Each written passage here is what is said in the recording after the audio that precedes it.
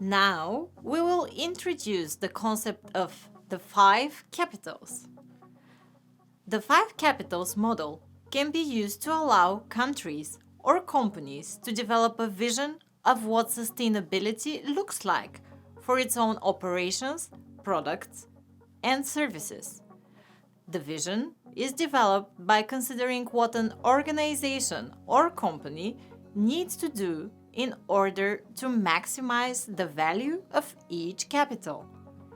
There are a number of consulting companies that are implementing this model in their business strategies. For example, architecture studios are designing their buildings to improve the quality of social life in urban zones by engineering environmental factors such as air quality, daylight, heat, and wind. Architects are adding value on sustainable transportation by creating bike paths and social green zones within the neighborhoods. Using the model in this way for decision making can lead to more sustainable outcomes. Sustainable development is the best way to manage these capital assets in the long term. It is a dynamic process through which a balance can be achieved between their environmental, social, and economic activities. Natural capital is a way of thinking about the environment as a set of natural capital assets, for example, soil, rivers, or woodlands.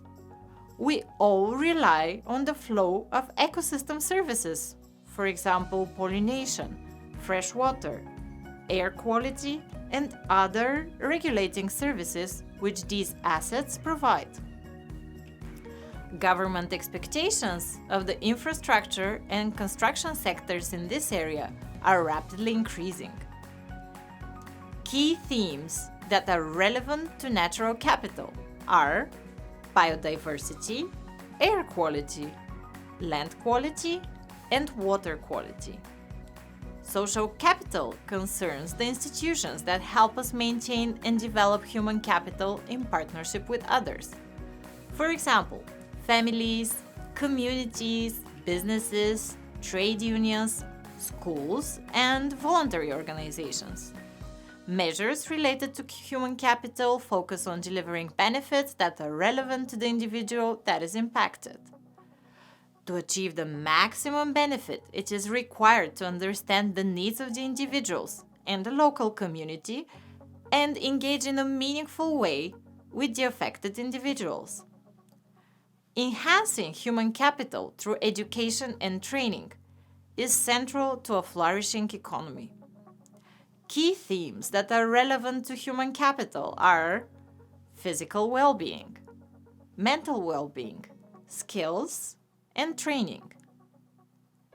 Financial capital plays an important role in the economy, enabling the other types of capital to be owned and traded.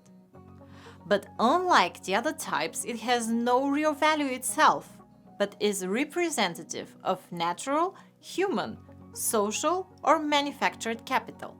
For example, shares, bonds, or banknotes. Key themes that are relevant to financial capital are governance, financing, return on capital employed, whole life value for money, and wider economic impacts. Manufactured capital is any physical means of production or means of protection beyond that which can be gathered or found directly in nature, and it often refers to goods and infrastructure controlled by an organization. Given the current climate emergency, the manufactured capital society creates is only of value if it is low carbon or net zero, and ideally resource efficient in the widest sense. Key themes that are relevant to manufactured capital are therefore resource efficiency, resilience, carbon, and physical assets.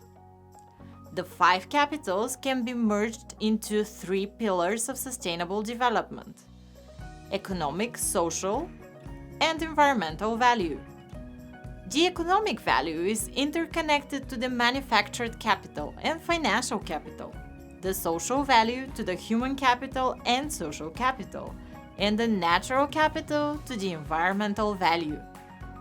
The 5 capitals model introduces a holistic way to sustainable project development.